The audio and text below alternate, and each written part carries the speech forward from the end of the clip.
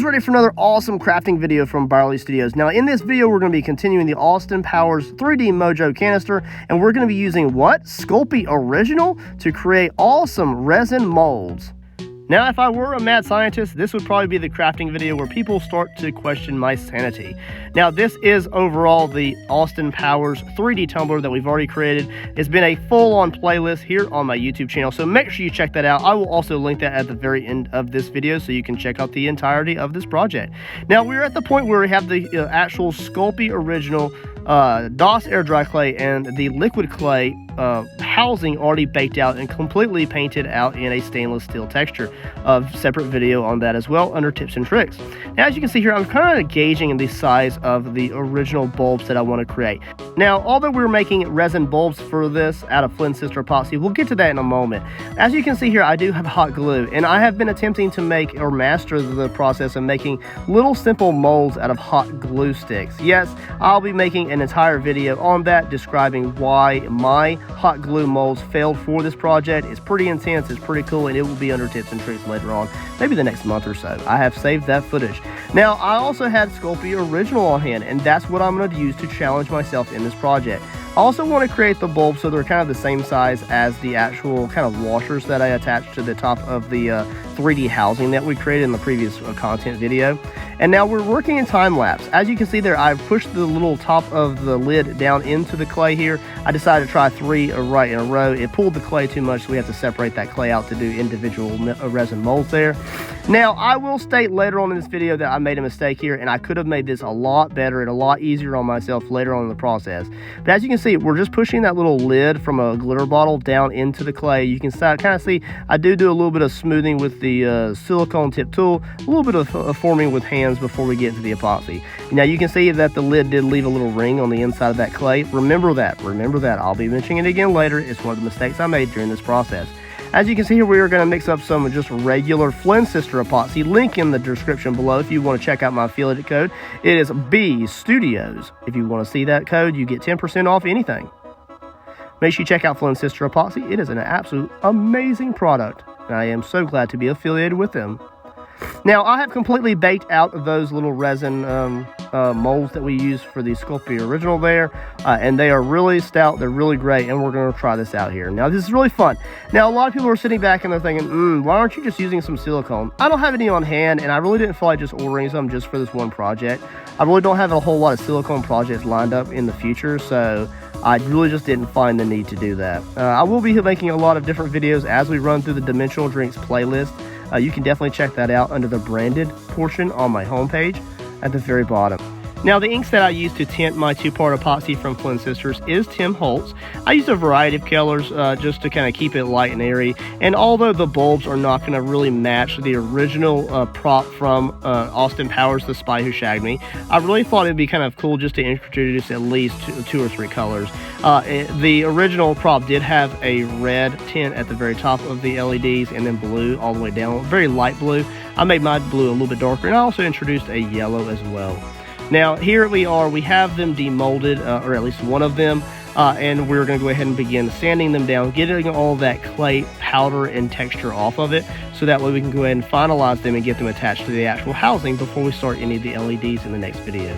Now, as you can see here, I had left a score mark on each individual piece of clay, but even then, they were really hard to get into. Of course, when you're working with some scissors like this and some X-Acto knives, just try to kind of carve that away. I feel like almost as if I was working with plaster in an item, just trying to get the plaster away from the final form or whatever you're creating is really difficult.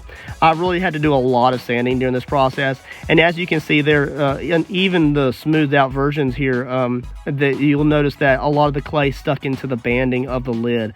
If I do this again, which it actually kind of did work in a lot of ways, and it wasn't really that bad to sand that off. I did soak it in a water container overnight, a few nights, and then I sanded it down with a dry and wet sand between those soaks.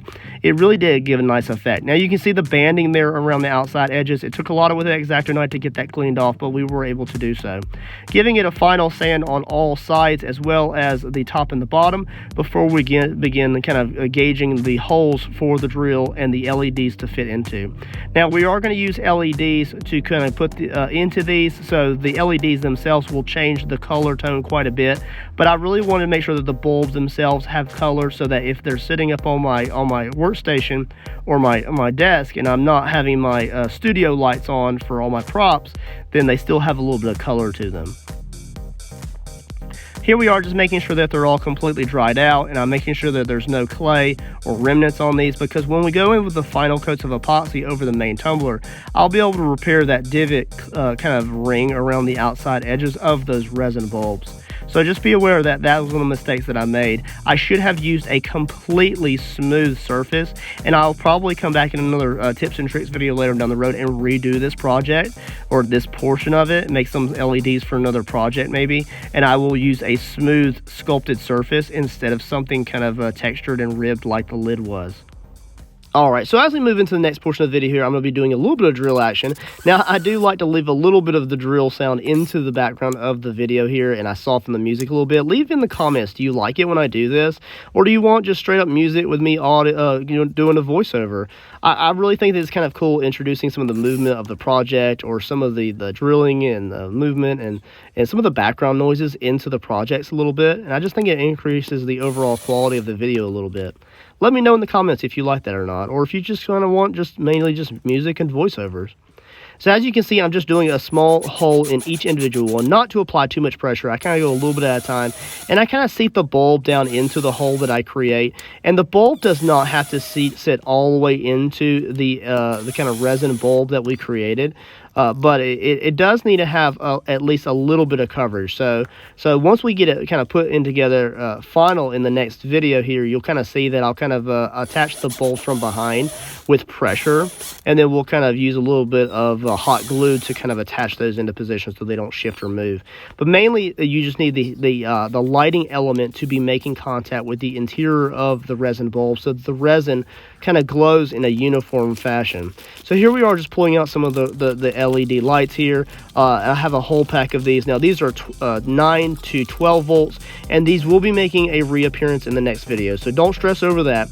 I do go ahead and do kind of like a weaving fashion here with like a thread and needle with my LED bulbs to make sure that they're fitting through those holes that I carved out earlier and they don't get snagged. The worst thing I could do would be to attach these resin bulbs to the exterior of the housing, and then my bulbs not fit into those from behind. That would be a disaster. It would be just problematic, and I don't want it to pull out the extra drill and do touch-up paint just because it doesn't fit.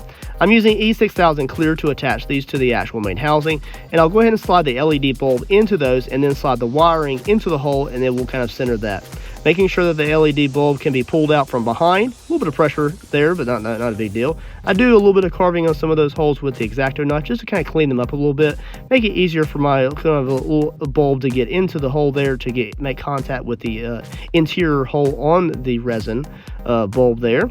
We want to make sure that they look uniform. The bulbs aren't perfectly circle, but I think they look pretty cool overall for the project that we had implemented to make the molds. If I had used silicone molds and I made all of the bulbs exactly the same, yes, they would be completely circular. But this is a fun crafted project, and it's supposed to be a little bit of me in the project and not something that's made from a machine, you know? So I want there to be ripples. I want there to be slight defects. I want it to be a piece of art and not something that's machined in a factory. Cleaning up some of that, a little bit of excess of the E6000 there, and we're going to continue working the glue and the resin bulbs down the front of the housing there. Now it's going to taper towards the top of the tumbler, so the red will be the very bottom or back of the canister. Now that's how it is in the original diorama from the movie prop. So the red is in the back, and it actually has 3 light colored blue lights that go down. I think it actually has 4 maybe, but I just did 4 in total for mine. I didn't want to do 5 lights all the way down. I just did 4. There we are, getting that settled in there, and then I'll just be patient, make sure they don't slide around as they completely cure up and set, and then we'll be moving on to the LED portion. Here they are in all their glory. Now the bulbs themselves are still sanded smooth, so when we go in with the next epoxy layer, in the final stage, we will go ahead and shine those. The epoxy layer that we apply later will completely bring the luster back to that epoxy, and they will really start to sparkle. So we'll kind of see those come to life in a subsequent video after this. Now, if you're watching this way into the future, of course, you can just roll straight into the next video as soon as you reach the end of this. We're about to see the highlights at the very end of the video pop up there. I will give you a taste of what the LEDs look like when they're fully in the resin bulbs, individually, red, yellow, and the blue. And in the final video, we'll be adding that crystal clear Flynn sister epoxy layer, as well as some little final details.